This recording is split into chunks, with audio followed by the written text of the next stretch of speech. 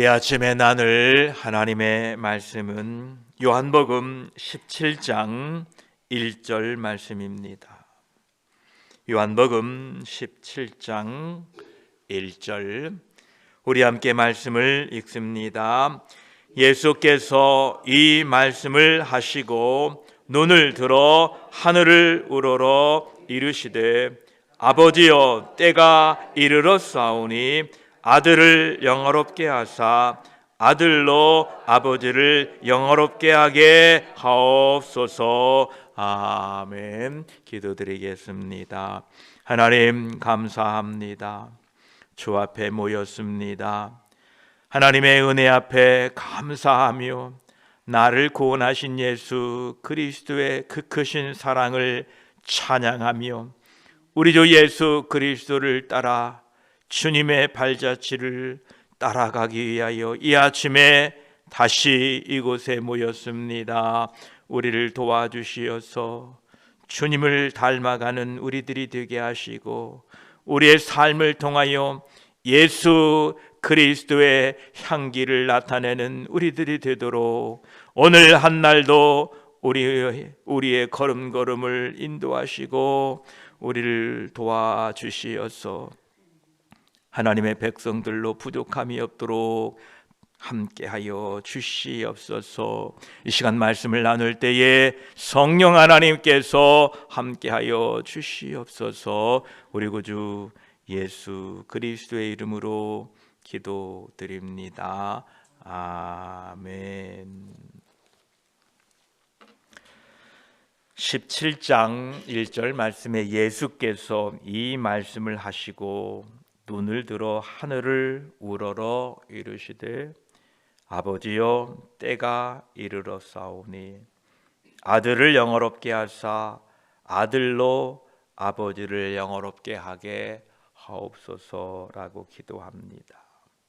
예수님께서는 이제 제자들에게 설교 말씀을 다 마치신 후에 이제는 눈과 마음을 들어 하나님 아버지를 우러러 보십니다.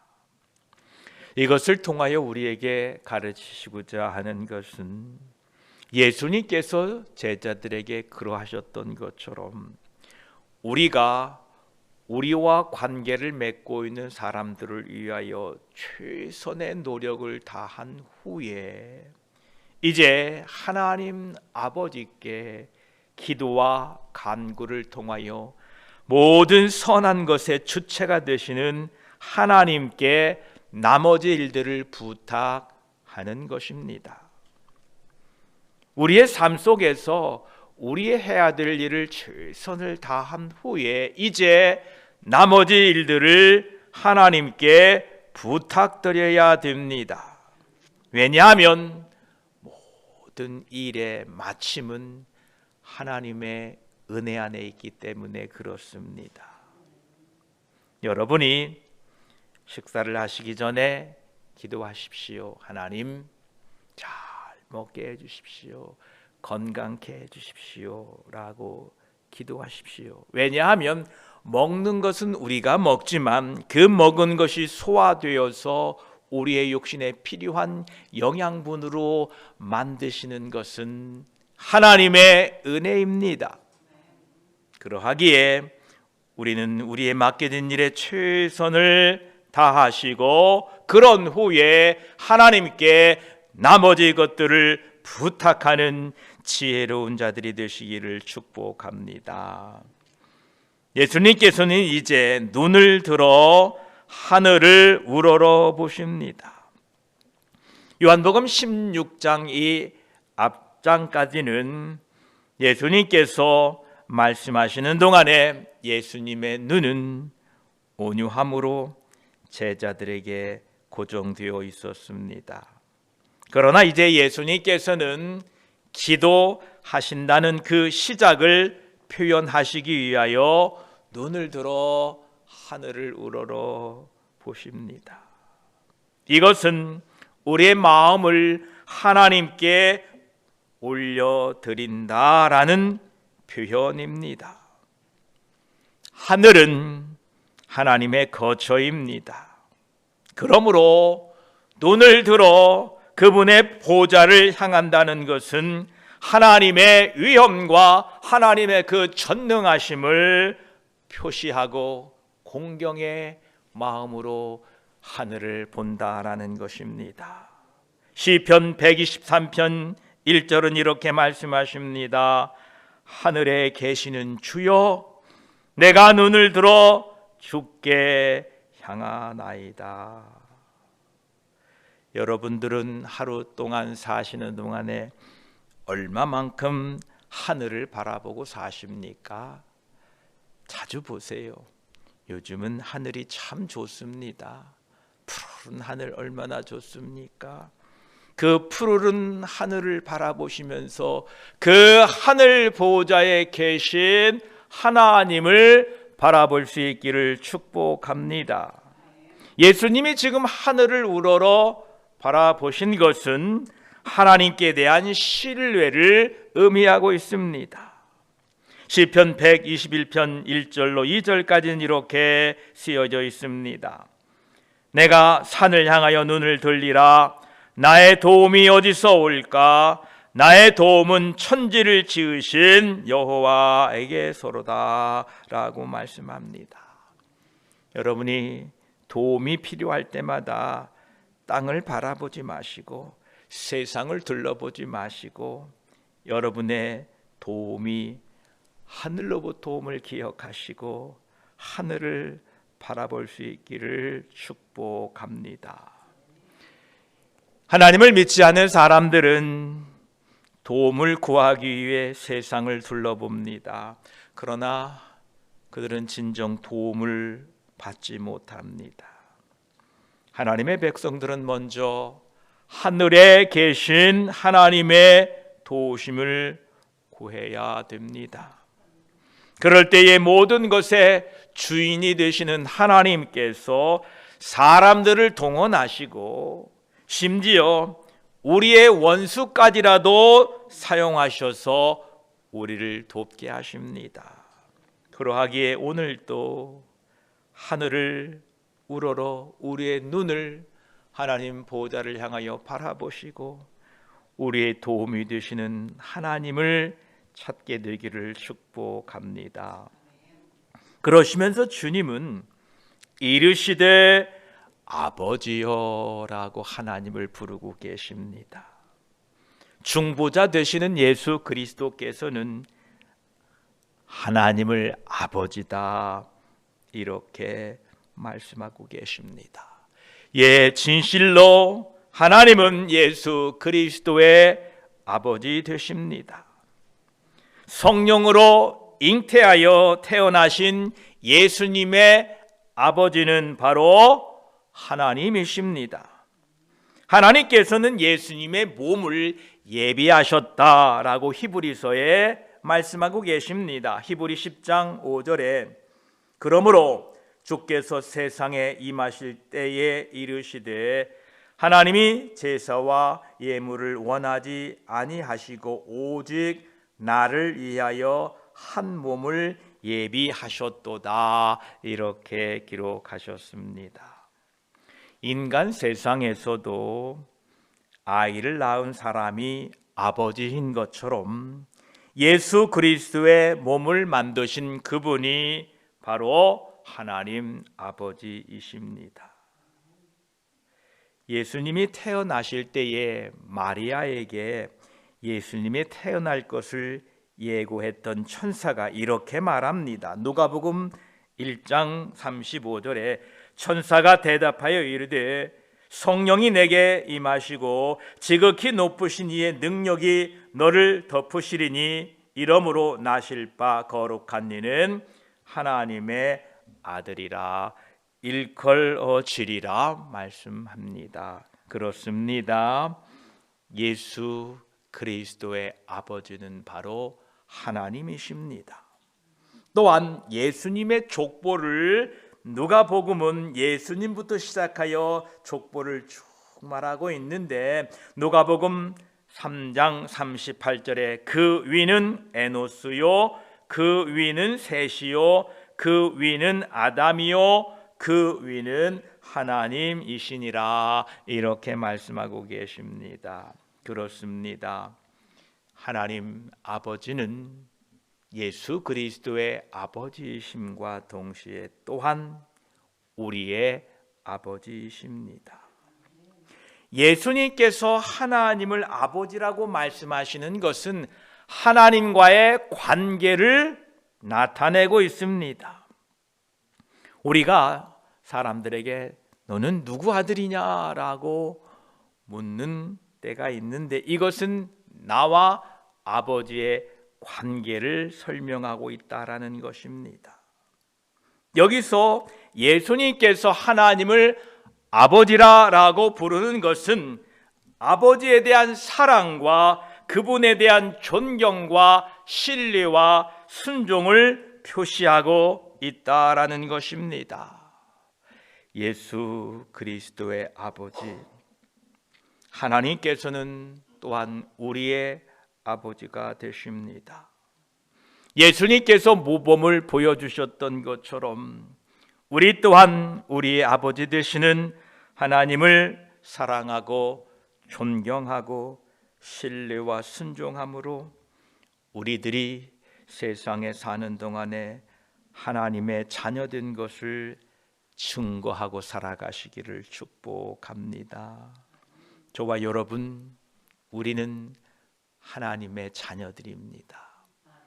우리의 아버지를 영화롭게 하고 그분을 나의 아버지라 부르며 아버지의 자녀답게 하루 살아가시기를 축복합니다. 그러시면서 주님은 이제 때가 이르렀다 말씀하십니다.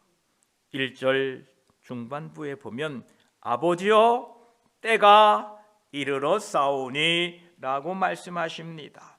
요한복음에서는 계속 이 때에 대한 말씀을 하고 계십니다.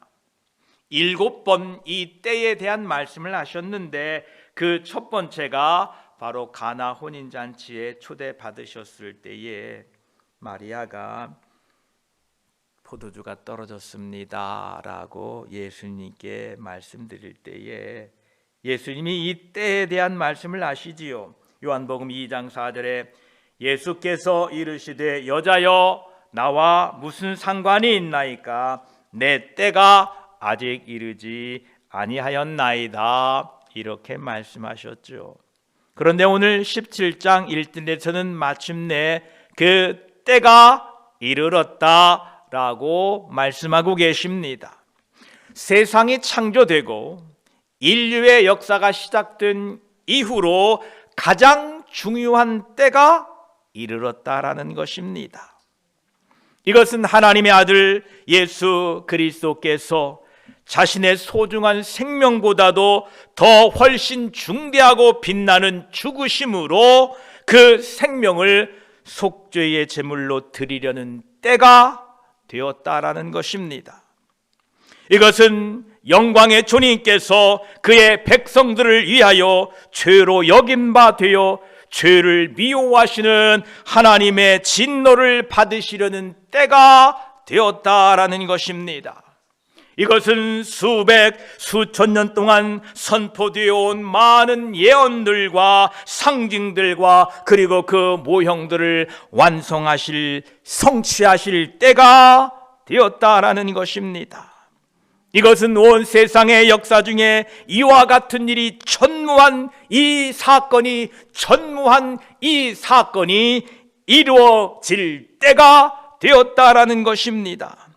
이것은 뱀의 후손이 여자의 후손의 발꿈치를 상하게 하도록 허용된 때였습니다.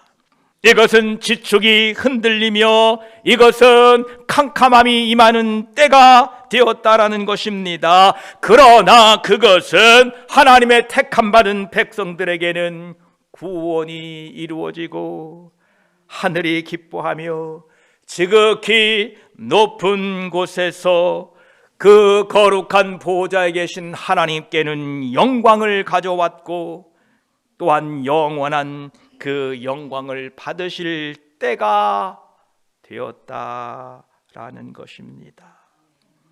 저와 여러분, 우리를 통하여 영광 받으실 때가 이때, 그 때가 지금 이르렀다는 것을 기억하시기 바랍니다. 우리의 남은 인생을 통하여 하나님 영광 받으실 때가 이미 이르렀다는 사실을 잊지 마시기 바랍니다.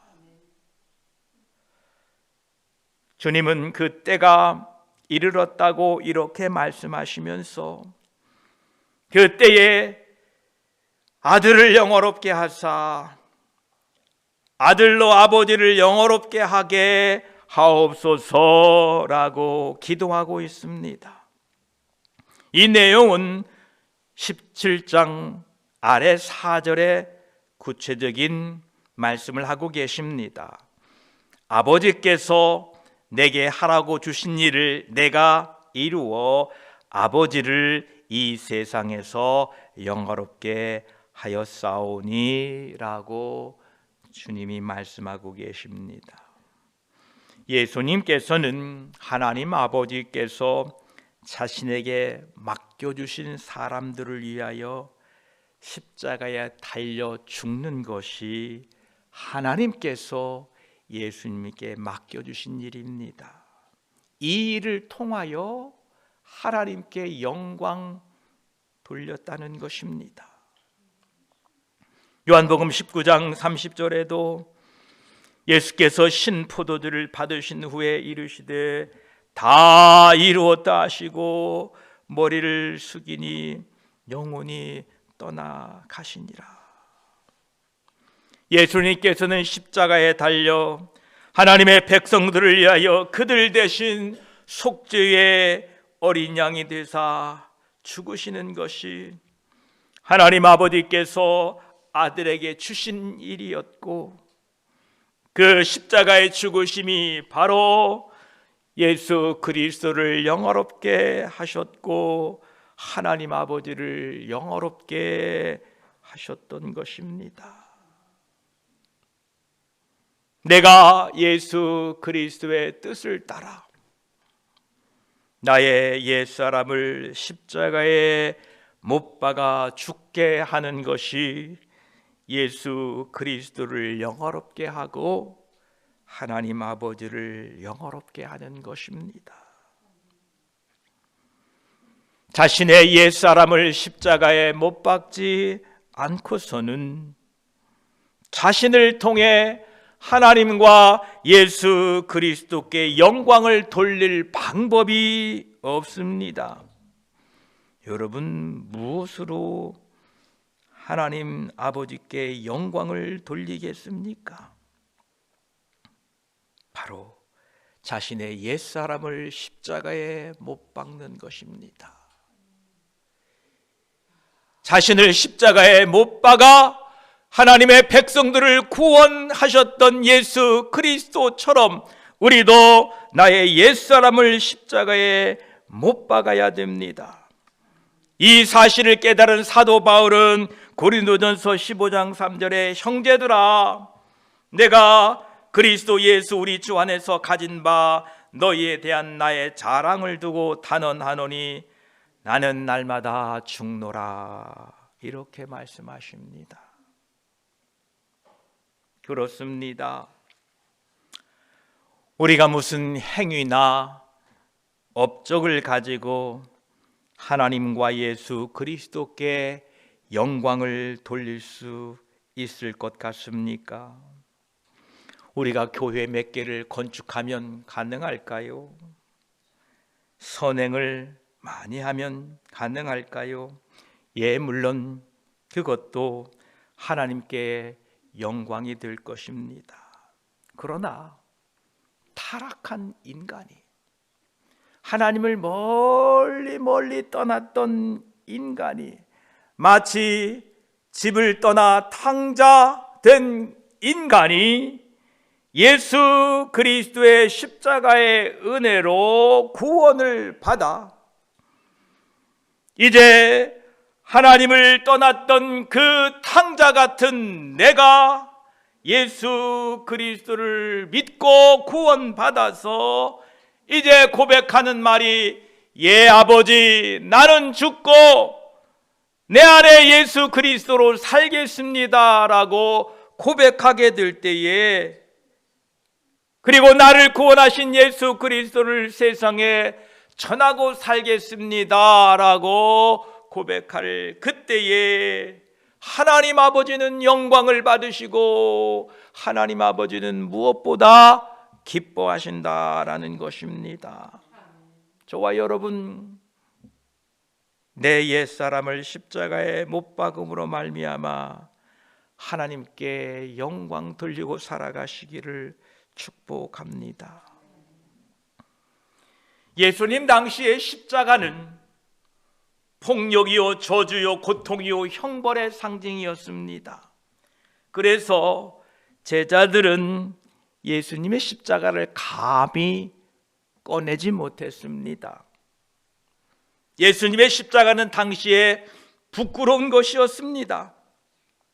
그래서 사도 바울은 로마서 1장 16절에 내가 복음을 부끄러워하지 아니하노니 이 복음은 모든 믿는 자에게 구원을 주시는 하나님의 능력이 됨이라.